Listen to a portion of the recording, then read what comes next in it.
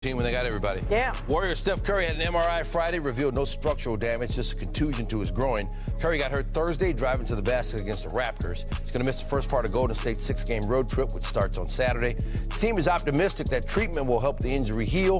They plan to reevaluate Curry's condition on Saturday. Let's take a look at your NBA slate. How about these Warriors? They're winning 9 of their last 10 games. They're heading down to Atlanta, starting a 6-game road trip. Golden State's going to be without Steph Curry. Took a hard fall Thursday's game against Toronto. They called it a pelvic contusion. He's set to be reevaluated on Monday. Ouch. Heading over to L.A., Lakers hosting the Bulls 10:30 Eastern. Luka and company trying to avoid consecutive losses after they fell to the Bucks on Thursday. Overall, they're 3-4 since LeBron James injured his groin 2 weeks ago. 13-year NBA veteran Quentin Richardson is back with us in studio. Time to scan the QR code. I love that. We're scanning the league, or at least you are. Warriors joining the Lakers as a team trying to win without their star, without their best player. What's the code that Golden State has to live by to stay hot without Steph? This is easy, Randy. This is all about Jimmy Buckets right here.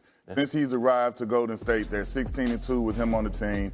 He's given them the ability to go out there and give Steph Curry rest, and they can still have positive minutes when he's on the floor when Steph is out of the game. And that hasn't been the case previously before his arrival. So this is simple. Jimmy Butler, Jimmy Butler, Jimmy Butler. He had a triple-double last night. He's confident and he's comfortable leading the team. He did that all the time in Miami. So he's not foreign to being in the number one role. And this is the same situation. He only has to do it for a little time. They said it's a contusion with Steph, so he should be okay. Yeah, you hope so. But you're right. I mean, having Jimmy Butler as a backup plan, a lot of other teams would have him as the one. Now, in the East, it's the Cavs and the Celtics. And then truly anyone's guess. Why could Milwaukee actually be the biggest threat to those two? I mean, Giannis is averaging 30. Dame is averaging 25. They've seemed to figure it out. Last year was a little spotty with the way they played. My turn, your turn. This year, they're kind of same in sync. And then they got Kuzma and they got Kevin Porter Jr. at the trade deadline. These two guys have been huge for them, stepping up. And I think Doc Rivers really likes Kevin Porter Jr. He's had a triple-double already with this team, and he's been a great addition offensively and defensively. Milwaukee's the 5 seed in the East. They're just a game back of Indiana for the 4.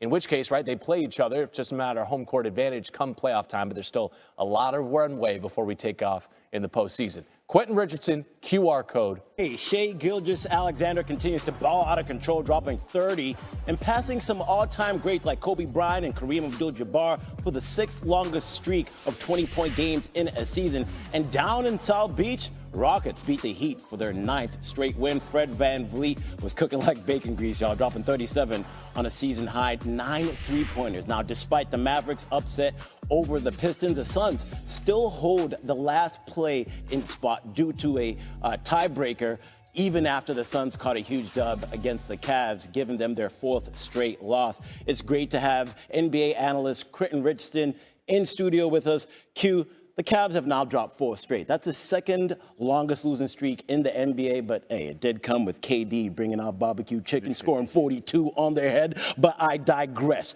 Do you have any concerns over this Cleveland team that they're not as good as their record?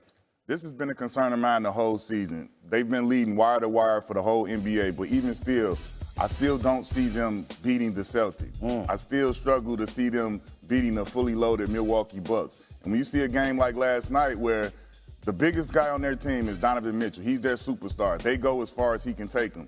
And last night when he struggled, they didn't have enough guys back him up and step up to the plate to fill in his gaps. He was 2 for 18. That was a tough game for him last night, and you saw what KD did. Yeah, exactly. And this is kind of where you hope Darius Garland can step in there and do something. Evan Mobley, they really want to lean on him. So if they're going to win a championship, Evan Mobley has to do that dang thing. All right, so from a losing streak to a winning streak, Rockets have won 9 in a row. And honestly, y'all shouldn't be surprised. Ime Udoka usually brings out barbecue chicken in March. Last year, they won 11 straight in March, but they weren't as high up in the standings as they currently are at this point in time. Now, are they as real as they appear to be with the Rockets winning this much? I think they are as real. I think Ime, he's gotten there, he's done an unbelievable job. They're a little bit ahead of schedule, I feel, as far as like being this high ranked and doing as well as they're doing in the rankings. But they got a great young squad, man. They got great pieces, Amir Thompson, and then, you know, Jalen Green, Alperen Sengun. Then they got great vets. They got a champion in Jeff Green to be on that bench and keep those guys in order. So I like the way they're put together, but they're taking on the identity of their coach. Ime teammate. He's a former player, a former teammate of mine, and he was a hard-nosed player, and that's how he has his team playing. Man, I would love to see what this Rockets team can do in the playoffs. Young, but they are some hoopers. Houston puts that win streak on the line tomorrow against Denver. Appreciate it, Q. Yes, sir. First round action in the NCAA Women's Tournament on Friday saw most of the top teams cruise as 1 seeds UCLA and South Carolina and 2 seeds Duke and TCU all won by at least 20 points. There were a pair of wins by lower seeds as 10 seed Oregon squandered a 19-point lead but still beat 7 seed Vanderbilt in OT, while 9 seed Indiana beat 8 seed Utah. And 3 teams had the pedal to the metal as 3 teams, South Carolina, Notre Dame, and Tennessee, all scored over 100 points. In Cleveland rocked. Cavs have lost 3 straight coming in, trying to make it a snapped losing skid, but Kevin Durant had a night. First of all, Jared Allen, a massive dunk and good. Yeah, somebody had to score. Oh, he has the wings of a condor. Literally. Cavs down just 1 after the first quarter. Second quarter, though, here comes Kevin Durant.